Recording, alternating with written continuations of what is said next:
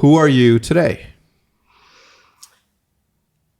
I think I'm the same person that, gosh, I've been for the last, 25, 26 years. Working mom, raising two boys, most of the time alone, without much assistance, from others. My parents have been real supportive. My brother and his wife are very supportive as well. But, I get up, go to work. When the kids were little, it was a lot of shuffling back and forth to sporting events, making a pot of tuna noodle at the end of the day at 10 o'clock when we got home from a series of baseball games, trying to get up and do it all over again the next day. So just that same person, except now I'm an empty nester, which makes me sad. I hate coming home to a quiet house and not hearing somebody else, Seth playing video games, or Jordan, although he's been gone a lot longer. So yeah, I'm just a working mom day to day, trying to get through like everybody else. Awesome. So what do you do? I'm in the insurance business. Yeah. So was I at one point. I know.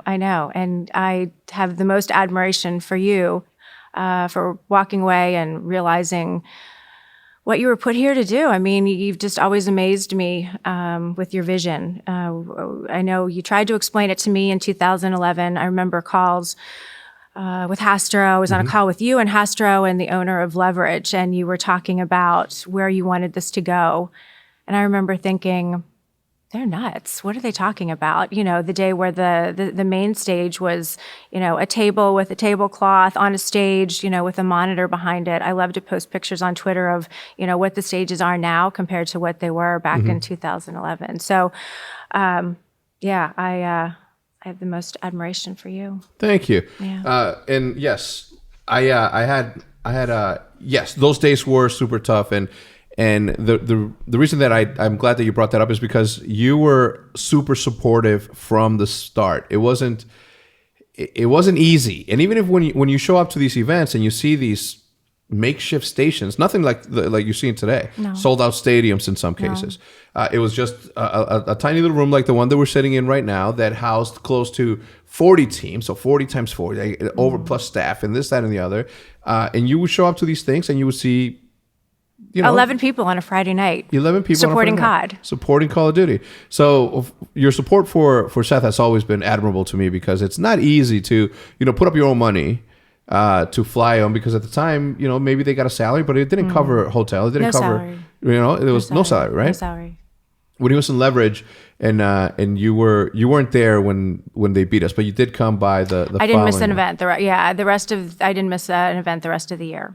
Okay. I just didn't go to Dallas. No. No. But that was his. Was that his first one? It wasn't, right? It was his first national. Yeah, I mean, he had gone to game centers, and we would meet Austin and Jersey, and there were some tournaments there that they would usually win, which really surprised me. I know the first time he met Austin, we drove to New York and stayed in New York, and then met them the next morning and followed them to a game center, and he and Austin won, and I think they each won like $600, and they came out with cash. Yeah.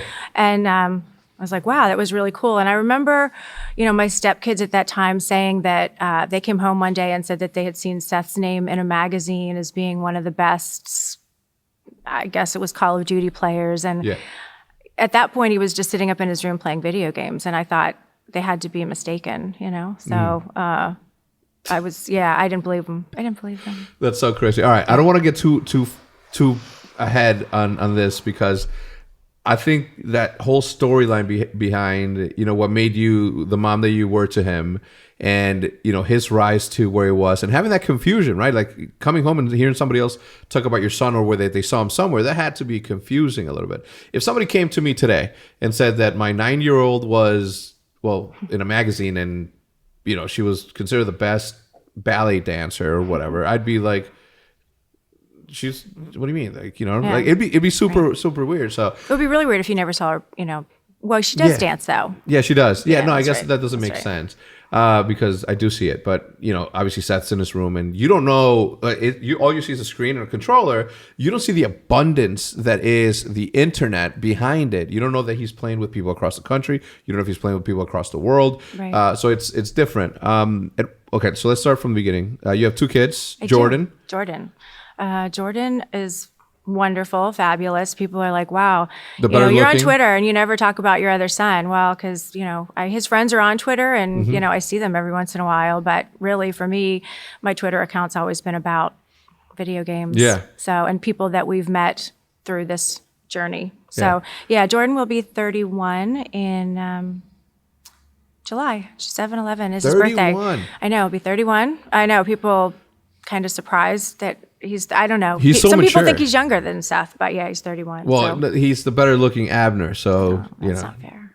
Huh? That's not fair. For who? I will For tell Seth? you. I'm sure it isn't. I will tell you that Jordan, we went to Champs a couple years ago when it was at the Forum in LA, and the number of people that took a double take, I never really thought they looked a whole lot alike. Yeah. Seth's obviously red-headed and it sticks out in a crowd because of it, and so many people really thought they were seeing Seth when they looked at Jordan. So I see so much more similarity in them with mannerisms recently, or if, I see Seth on one of your videos or I hear him say something. Jordan has a little more of a filter than Seth does. Yes. Yeah.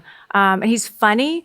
Seth kind of takes it to another level. But yeah, Jordan works in DC. He's got an amazing job as a CPA. Went to Pitt, loved it. And He's an athlete. he was an athlete. Yeah. Quarterback. He was quarterback in a really large high school, and both kids played football from the time they were 5. And Jordan kept it going and started junior and senior year. Would have loved to have played in college, but his high school thought that it would be hard to place a 6-foot quarterback with a cannon for an arm. I'm his mom, so I think that. So he didn't have a lot of looks at major schools. And at the high school he went to, the saying was, you turn the lights on a Friday night and 5,000 people are there. So, to go to a smaller like Division III school and not have that, I don't think it was enticing enough for him. And he went to school, got a great education, had some fun, and has a great job. Okay. And Seth started playing at a very early age too. He was an athlete all through high school, correct? No, he stopped probably about 9th grade. Yeah. What a liar. Seth. Yeah. He tells us like he was he played baseball. Yeah. He played that pretty consistently. He'd even their dad's brother coaches baseball, and Seth played on an AAU team for him. I don't know, for 4 or 5 summers, he'd go and spend the summer in Georgia and travel up and down the East Coast with that team. And those kids started together in January, so Seth wouldn't join them until June. So, he had fun, got to play, got to live with, Uncle Ben. And he played football as well. And then one day he just said he wanted to do this. And with his dad being an athlete and athletic family, we just all kind of thought he was nuts. Took him to the doctor. Yeah. I'm sure people have heard that story. Some people. Took him to the doctor for what? I took him to the doctor because I thought he was depressed. Yeah. I mean, he would Didn't know go. that. Yeah. He would go. He would go to a gym. I actually go to that gym now, 5 days a week, train really hard, lift weights 2 or 3 days a week, and then, do running and I don't know. They have a name for it. I can't think of it now.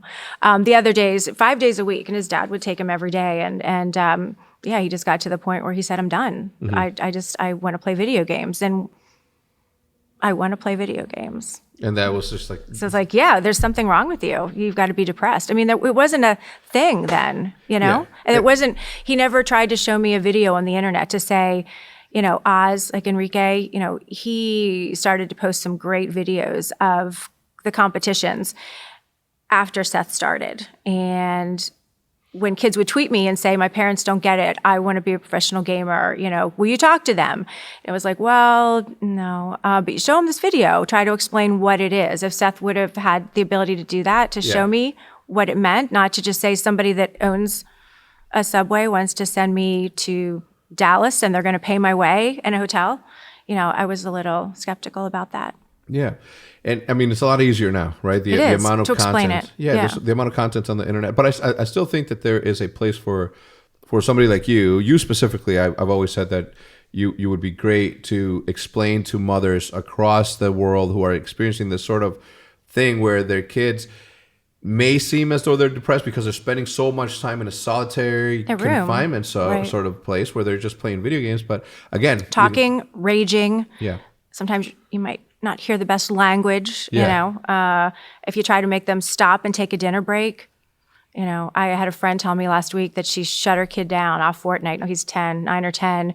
And he got kind of nasty with her and inappropriate. And, you know, she did the right thing and shut him down. And, you know, he was like, I'm in the middle of a game. How do you expect me to stop? I can't come to dinner. And, you know, I can't come eat Thanksgiving with you. I can't open Christmas presents. I'm playing video games. You know, it gets a little out of hand.